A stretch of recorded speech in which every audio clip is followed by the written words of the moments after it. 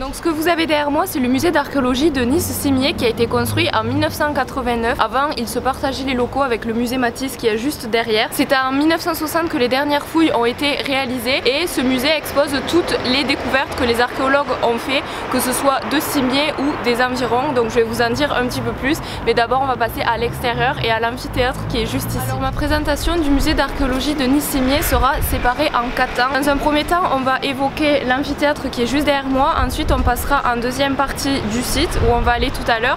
En troisième partie, vous aurez accès au niveau 1 du musée et en quatrième partie, ça sera du coup le -1. Situé au nord de la ville antique, cet amphithéâtre est l'un des plus petits de l'histoire de la Gaule romaine. Donc il a une capacité d'accueil de 4500 spectateurs. Vous avez 2 entrées où les gladiateurs pouvaient rentrer. Donc vous en aviez une juste ici et l'autre où on va aller tout à l'heure. Donc je suis actuellement dans l'amphithéâtre. Ici, il y a plus de 2000 ans, se faisaient des exécutions publiques. Il y avait aussi des combats de gladiateurs ainsi que des chasses d'animaux. C'était un endroit où les Romains aimaient beaucoup aller. Et juste avant eux, c'était une terre qui était vouée à des activités artisanales. Donc aujourd'hui, c'est un bâtiment qui est classé et qui peut se visiter de 8h à 18h. Il est complémentaire au musée dans lequel on va rentrer tout à l'heure. Le musée d'archéologie de Nice-Cimiez conserve la plupart des vestiges qui ont été retrouvés dans 3 ensembles thermaux majorement présents sur le site. La ville de Kemenelum ne se limitait pas à ce que vous allez découvrir aujourd'hui. C'est seulement les archéologues n'ont pas pu fouiller plus loin parce que le quartier de Cimiez que vous connaissez aujourd'hui a été construit par-dessus les fouilles qui constituaient la suite de la ville romaine. Alors ce site archéologique qui fait presque 2 hectares constitue une preuve comme quoi la cité de Kemenelum a continué à vivre après l'époque romaine, qu'on a retrouvé des ensembles thermaux qui se sont transformés en baptistères. Où ça témoigne la continuité de la vie urbaine que pouvaient mener des habitants jusqu'à la fin du 7e siècle. Donc ce que vous voyez ici, c'est le reste d'une ancienne rue romaine. Donc ça s'appelait des rues pavées, elles étaient toutes constituées de pierre, mais on voit vraiment le passage des roues qui étaient tirées par des chevaux et par des calèches. Donc ici, c'est comme si j'étais sur la route avec les chevaux, les calèches qui roulaient. Vous avez la démarcation et c'était le trottoir qui était destiné aux piétons. Il y a une exposition temporaire à ce moment au musée qui a été réalisée par l'artiste Sosno, un artiste contemporain. Vous allez en apercevoir un petit peu sur le site, mais je vais pas du tout vous en parler aujourd'hui. Donc je viens de longer le petit sentier qui menait aux rues en pavé jusqu'ici. Donc là on est dans le quartier des Thermes. C'était des endroits où les Romains aimaient beaucoup aller parce qu'ils n'avaient pas de salle de bain chez eux. Les Romains aimaient beaucoup l'eau, ils aimaient beaucoup prendre soin d'eux, ils étaient très propres. Donc ici, comme je vous l'ai dit, on est dans le quartier des Thermes. Ici c'est le bâtiment le plus conservé, c'est pas le plus grand de l'époque, c'est juste, faut imaginer en fait que tout ce que vous allez voir après faisait la même taille, donc c'est-à-dire de 5 à 10 mètres de haut. Une fois que les Romains ont abandonné la ville, il y a des paysans qui sont venus ici, sont venus installer tout simplement une ferme, mais pour autant sans briser les murs de cet édifice là. Ils ont construit la ferme par-dessus, donc ce qui a permis la protection de toutes ces pierres. Les archéologues ont réussi à ne récupérer que le terme, donc on va aller dedans tout à l'heure. C'est un privilège que le musée offre aux personnes qui viennent en visite guidée, souvent avec des enfants, donc les enfants sont concentrés sur la visite et portent un intérêt. On passe les barrières et fait visiter l'intérieur des thermes, mais sinon ce n'est pas du tout accessible au grand public. Donc le but de ma visite aussi, c'est de vous montrer qu'on n'a rien inventé par rapport aux Romains, parce qu'ici vous assistez au tout premier égout des Romains. Donc ils avaient mis en place un système d'aqueduc, donc il y en avait 2 dans la ville de Nice, un à Nice Nord, un à Nice Est. Donc il y avait un système de tuyaux qu'on va pouvoir voir tout à l'heure au musée. Donc on va continuer juste ici. Donc voilà ce qui est possible de faire au musée d'archéologie de Nice-Cimiez une fois qu'on a réglé une visite ou alors qu'on vient en visite scolaire. Il faut juste que ça soit encadré. Ici on a accès à plusieurs lieux. Vous avez les latrines juste sur ma gauche, sur ma droite. Ensuite ici vous avez la piscine et ensuite il y aura le terme principal, le gymnase. Donc faut imaginer qu'ici ce que vous avez là, ça continuait tout le long de la pièce. Donc il y avait un toit fermé. Là où je vous ai parlé tout à l'heure, faut imaginer que vous aviez poussé une grande porte. Ici c'est couvert, c'est vraiment une grande salle avec plusieurs compartiments. Donc là c'est les toilettes. Vous allez vous dire c'est pas comme aujourd'hui. À l'époque on faisait ce qu'on avait à faire aux toilettes tous ensemble. C'était en famille, entre amis, c'était un moment très convivial où on pouvait discuter. Donc ensuite on va passer juste ici du coup à la piscine. Voilà, on a basculé en face. Ici c'est tout simplement la piscine. Donc c'était l'unique piscine qu'il y avait dans ces alentours là. Donc on va pouvoir apercevoir plusieurs colonnes qui ont été brisées en fait. On n'a pu en remonter qu'une seule. C'est pas une piscine pour se laver, c'est une piscine comme aujourd'hui, seulement pour prendre du bon temps, se mettre un petit peu d'eau, etc. Mais surtout pas pour nager parce que les Romains aimaient beaucoup l'eau, mais ils ne savaient pas nager, ils appréciaient pas forcément ça. Donc Donc juste derrière la piscine on va y aller, il va falloir beaucoup d'imagination parce qu'il ne reste presque rien, pratiquement rien. On va passer du coup au gymnase. Donc ici c'était là où s'entraînaient les Romains, où ils pouvaient transpirer juste avant d'aller prendre soin de leur corps, juste à côté. Ici il y avait 3 sports qui étaient majoritairement pratiqués, la lutte, la musculation et la gymnastique. Maintenant on va rentrer carrément à l'intérieur du terme. C'était vraiment un endroit très luxueux, faut imaginer quand même un bâtiment très coloré avec des enduits de toutes les couleurs. Là notamment c'était surtout du rouge. On va rentrer en sable et je vais vous en dire un petit peu plus. Donc nous voilà actuellement dans le terme qui peut aussi s'appeler Fridigarium. Ici c'était principalement une salle froide. Juste ici je vous ferai une image, c'était une piscine avec de l'eau de source, c'était de l'eau directement de la montagne, donc c'était vraiment une température très froide. Juste là-bas on va pas pouvoir y aller parce que malheureusement le sol est complètement inexistant, mais c'était plus les salles chaudes. La salle la plus lointaine de moi c'était une salle de massage. Donc vous le saviez, les Romains n'avaient pas de gants de toilette, ils avaient des styrgiles, c'était comme des raclettes incurvées pour s'adapter aux formes du corps qu'ils passaient une fois qu'ils avaient été badigeonnés d'huile par les esclaves. Ensuite ils passaient aux salles chaudes, donc tout ce qui était sauna etc. Une fois que les pores de la peau étaient ouvertes, ils venaient ici pour se refroidir et raffermir les pores de la peau. Donc c'est vraiment une salle majestueusement belle parce qu'elle était ornée de mosaïques. Dans toutes les niches comme ça que vous allez voir en art de cercle, il y aura une statue, une seule d'entre elles pardon, est exposée au musée, qui a été retrouvée justement ici dans la salle froide. Il n'y avait pas d'électricité à l'époque, donc comment on faisait pour transpirer carrément en entrant dans une pièce, comment les Romains faisaient pour suer et avoir chaud. Juste ici, en fait, on va apercevoir des dalles qui sont empilées les unes après les autres, comme des petites palettes, comme des petites galettes. Donc les esclaves faisaient chauffer du feu, en fait, c'est dans ce qu'on appelle un foyer. On verra ça plus amplement dans le musée, mais je vous mettrai une reconstitution. C'était tout simplement un assemblage de dalles qui faisait passer la fumée. Donc en fait, la fumée chauffait les dalles et chauffait le sol. C'est pourquoi les Romains ont toujours des sandales en bois dans les thermes pour ne pas se brûler les pieds. Et la chaleur restait dans le sol, donc on n'a rien inventé. Le système de chauffage au sol était utilisé par les Romains. Donc maintenant qu'on a vu comment les Romains prenaient soin d'eux, on va voir où c'est qu'ils faisaient leurs courses, où c'est qu'ils dormaient. Il va falloir beaucoup plus d'imagination que maintenant parce qu'il reste vraiment pas grand chose. Donc derrière moi se trouvent plusieurs villas romaines dans ce qu'on appelait les domus. Donc c'était des maisons individuelles. Les plus riches pouvaient se payer des maisons individuelles en fait qui étaient ici en plein centre-ville avec la rue piétonne et les magasins pour acheter toutes sortes de choses donc à proximité. Donc je me trouve actuellement sur l'emplacement d'un ancien bâtiment qui était voué à faire du commerce. Donc les Romains ici venaient commercer. Il y avait plusieurs emplacements. On ne peut pas exactement dire qu'est-ce qu'il y avait à quel endroit parce que c'était comme les commerces d'aujourd'hui. D'un mois à l'autre ça pouvait changer, il pouvait y avoir un nouveau propriétaire, mais on estime que c'était surtout du tissu et de l'alimentaire. Ça continuait tout le long. Il faut savoir que les magasins en fait c'était pas comme aujourd'hui, c'était un peu comme un marché. Les Romains se baladaient. L'intérieur du magasin c'était plus un espace de stockage. C'était en fait le marchand qui faisait son étalage à l'extérieur de son magasin sur des petites tables ou des présentoirs. En fait les Romains ne rentraient pas dans les magasins, c'était vraiment à l'extérieur. Donc la christianisation est arrivée un petit peu plus tard et les Romains ont commencé à faire passer la religion avant, pas leur bien-être mais avant leur hygiène on va dire, et ils ont détruit les thermes pour y faire des baptistères. Donc on va juste aller voir à quoi ressemblaient les baptistères. Ensuite on va passer à la troisième partie, donc le 1, le premier étage du musée. Donc voici un ancien therme qui a été transformé en baptistère.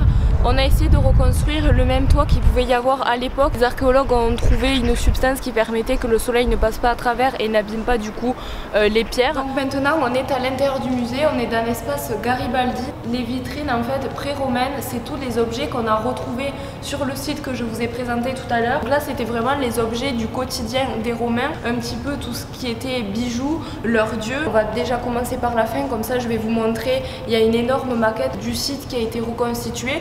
Donc puisqu'on l'a dans la tête déjà, puisqu'on sort de dehors, je me suis dit que ça serait intelligent de commencer par ceci. Donc on va aller tout de suite au fond et ensuite on reviendra ici. Donc voilà la reconstitution du site au 3e siècle avant Jésus-Christ. Donc les bâtiments en blanc, en fait c'est les bâtiments actuels. Ici c'est là où on était tout à l'heure, dans les thermes du nord, les mieux conservés. C'est les thermes de l'ouest et de l'est qu'on a aperçu tout à l'heure, mais maintenant ça ressemble plus à un labyrinthe. On a descendu du coup cette allée là, la blanche, où on a aperçu du coup les égouts des Romains. J'aime bien montrer cette reconstitution parce que ça permet de voir un petit peu comment c'était à l'époque et puis se situer dans l'espace. Maintenant je vais vous présenter les objets des Romains et de leur quotidien. Je ne vais pas détailler entièrement forcément toutes les pièces du site parce que ça serait beaucoup trop long, mais je vais surtout vous parler de ce que j'ai pu faire d'habitude en visite, les infos sur lesquelles on m'a le plus communiqué et qui intéressent à chaque fois le plus des visiteurs. Donc ici c'est la vitrine de l'âge de fer, des dépôts de moulage, mais le plus important de cette vitrine c'est cette patère ici.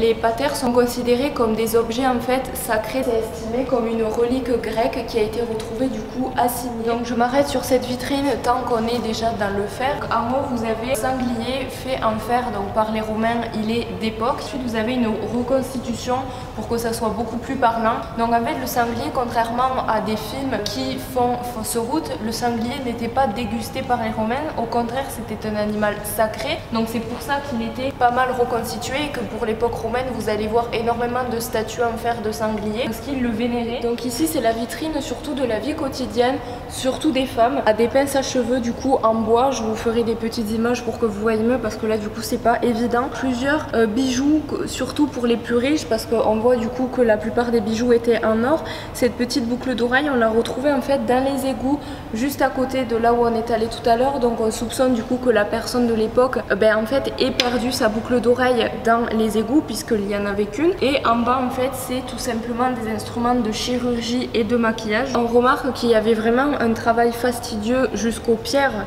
des bagues des Romains parce que à la loupe, si on regarde bien de ce côté et de ce côté là aussi, on voit en fait des scènes de combat, des scènes d'amour ou tout simplement des dieux qui ont été gravés à l'intérieur de la pierre. Là on est dans la deuxième vitrine, je vais essayer d'aller assez rapidement. Donc là c'est vraiment une vitrine 100% bronze, c'est des objets du quotidien de la cuisine. Vous aviez des vases à parfum, là une bouilloire et juste en bas une sorte de poêle avec une poignée rétractable. Juste ici vous avez tout ce qui est enduit de mandelieu, c'est ce qu'on a retrouvé en fait dans les thermes. C'était vraiment, comme je vous l'ai dit, des bâtiments très colorés. Les Romains considéraient que le blanc en fait c'était pour un bâtiment qui n'était pas fini, pour eux c'était vraiment que des couleurs comme vous l'avez vu dans les reconstitutions de l'époque. Donc on va tout de suite passer aux instruments de musique. Donc ici c'est une vitrine assez particulière parce qu'on a un mélange de jeu mais aussi d'amusement. Donc au premier compartiment c'est tout simplement des instruments de musique. Vous avez des petites cymbales comme ceci, vous avez des sortes de clochettes ici sur lesquelles ils tapaient dessus. Ici en fait c'est des clés, des bagues en forme de clés pour ouvrir en fait des coffres à bijoux. Et en bas vous avez l'ancêtre des échecs, c'était des sortes de jeux de dames qui étaient faits avec des os qui peignaient en noir ou qui laissaient en blanc. Et ici l'avant-dernière vitrine, donc c'était pour le filage, pour tisser le tissu, donc je vais vous montrer ça tout de suite. Donc ce que vous voyez ici c'était surtout pour tisser. Ici vous aviez des aiguilles, ici vous aviez des coquillages, donc ce qu'on appelle murex, c'était un coquillage qu'on pouvait presser pour obtenir du violet. C'était une couleur uniquement pour l'élite, tout le monde ne portait pas ça dans la cité. Et ici vous aviez un système de filage. J'essaierai de vous trouver une image parce que malheureusement avec l'exposition temporaire on a dû enlever le métier à tisser. Donc là nous sommes de retour dans la salle où on était tout à l'heure pour que je vous montre du coup la maquette du site. Donc juste en face en fait ici vous avez une vitrine qui est consacrée aux objets qu'on a retrouvés des esclaves. Donc voilà, ça témoigne vraiment de l'époque où les esclaves pouvaient être attachés. Les esclaves étaient considérés comme des animaux de compagnie, donc certains n'étaient pas attachés, certains l'étaient. Donc ils avaient un accès gratuit aux terres, mais cependant ils étaient quand même attachés. Derrière moi il y a deux endroits, deux parties du musée que j'aime bien présenter. Ici vous avez une maquette avec le système de chauffage de l'époque. Je vous ai dit qu'on en parlerait plus en profondeur tout à l'heure. Ici c'est la maquette de chauffage, de système de chauffage de l'époque. On peut voir du coup ici les pilettes, donc c'était ce qui était empaillé. Et ce que vous avez du coup ici, c'est des pilettes d'origine qu'on a retrouvées sur le site.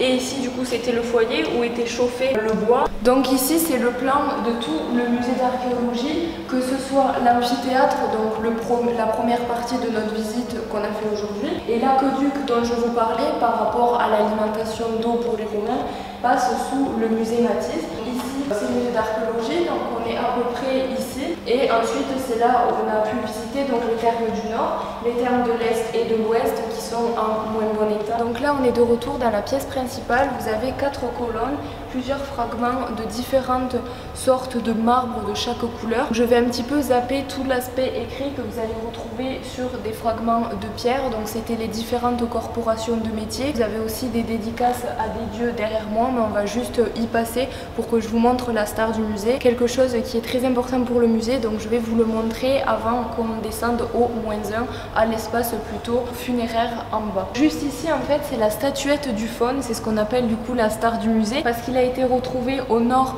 de la cité qu'on a visité tout à l'heure et on soupçonne que le créateur de ce faune est le même créateur que des statuettes qu'on a retrouvées à Pompéi. C'est pour ça qu'il y a tout ce mythe autour de ce personnage là et de cette statuette. Donc là on sort vraiment de cimier, c'est pour ça que je vais aller super vite. On est maintenant dans des fouilles marines, tout ce qui est encre de bateau, pieds de chaise et de lit qu'on a pu retrouver dans les fouilles. Donc c'était l'épave de la Fourmigue tout près de Monaco.